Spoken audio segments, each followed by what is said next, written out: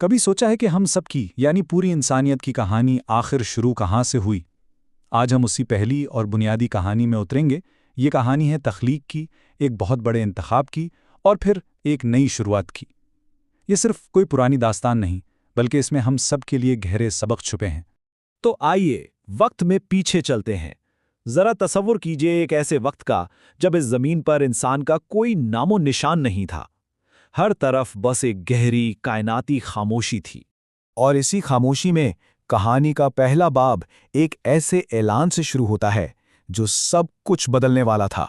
اللہ تعالیٰ نے اپنے سب فرشتوں کو جمع کیا اور ایک فیصلہ سنایا، ایک ایسا فیصلہ جو اس کائنات کا محور بننے والا تھا۔ فرمایا، میں زمین پر اپنا ایک نائب یعنی ایک خلیفہ بھیجنا چاہتا ہوں۔ بس یہی وہ اعلان تھا جس نے تقدیر کو ایک نیا موڑ دے دیا۔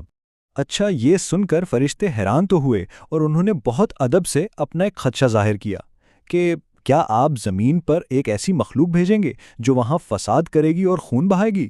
لیکن اس کے جواب میں جو فرمایا گیا اس میں الہی علم کی وسعت تھی۔ جواب تھا، جو میں جانتا ہوں وہ تم نہیں جانتے۔ تو اس اعلان کے بعد انسان کی تخلیق کے لیے جو چیز چاہیے تھی اسے جمع کرنے کا مرحلہ شروع ہوا۔ لیکن یہ کام اتنا سیدھا نہیں تھا۔ اللہ نے اپنے 4 بڑے فرشتوں کو زمین سے مٹی لانے کا حکم دیا۔ سب سے پہلے حضرت جبرائیل گئے لیکن ناکام لوٹے۔ پھر حضرت میکائیل علیہ السلام اور حضرت اسرافیل علیہ السلام کو بھیجا گیا، لیکن وہ بھی مٹی نہ لا سکے۔ ہر بار زمین اپنی مٹی دینے سے انکار کر دیتی۔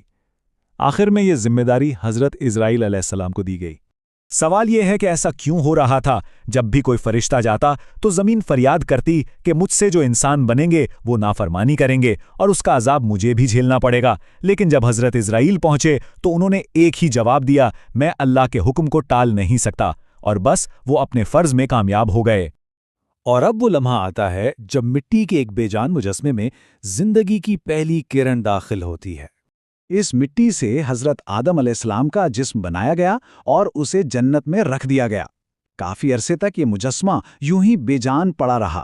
فرشتے اسے حیرت سے دیکھتے تھے کہ آخر اس مٹی کے پتلے سے کیا بننے والا ہے۔ اور پھر وہ معجزاتی لمحہ آ ہی گیا جب اللہ تعالیٰ نے اس بے جان جسم میں اپنی طرف سے روح پھونکی۔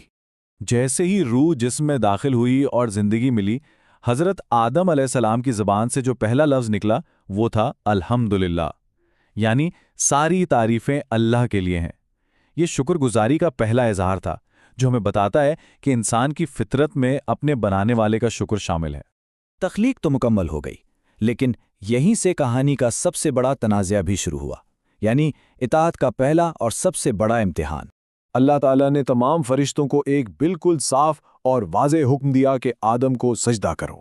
سب کے سب فرشتوں نے فوراً حکم کی تعمیل کی، سوائے ایک کے۔ یہاں سوال یہ پیدا ہوتا ہے کہ آخر ایک نے یعنی عزازیل نے سجدہ کرنے سے انکار کیوں کر دیا؟ اس کا جواب اس کے اپنے ہی الفاظ میں ہے۔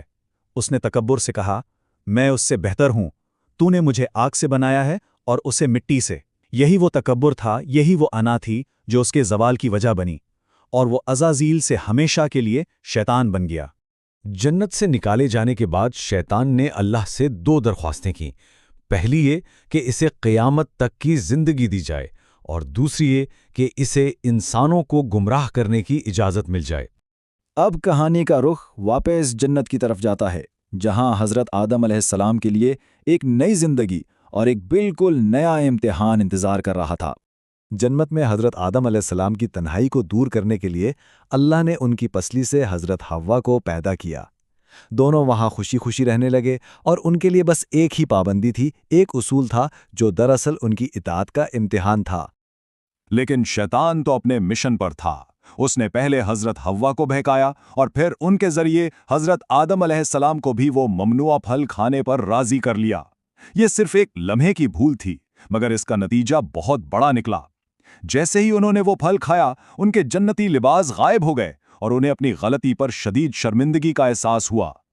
لیکن یہ کہانی کا خاتمہ نہیں تھا، بلکہ یہ تو ایک نئے باب کا آغاز تھا، توبہ کا، معافی کا، اور ایک نئی شروعات کا باب۔ اس غلطی کے نتیجے میں ان دونوں کو جنت سے نکال کر زمین پر بھیج دیا گیا۔ یہ ایک بہت بڑی آزمائش تھی۔ ایک طرف جنت کی نعمتوں سے دوری تو دوسری طرف ایک دوسرے سے جدائی کا غم۔ کئی سالوں تک وہ دونوں اپنی غلطی پر روتے رہے، پچھتاتے رہے اور اللہ سے معافی کی دعا کرتے رہے۔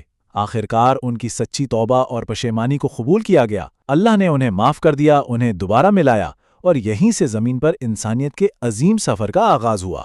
تو اس پوری کہانی سے ہمیں سب سے بڑا سبق کیا ملتا ہے؟ یہی کہ انسان ہونے کے ناطے غلطی ہو سکتی ہے، لیکن اگر غلطی ہو جائے تو مایوس ہونے کی ضرورت نہیں، سچے دل سے توبہ کرنی چاہیے، کیونکہ اللہ کی رحمت کا دروازہ ہمیشہ ہر ایک کے لیے کھلا ہے۔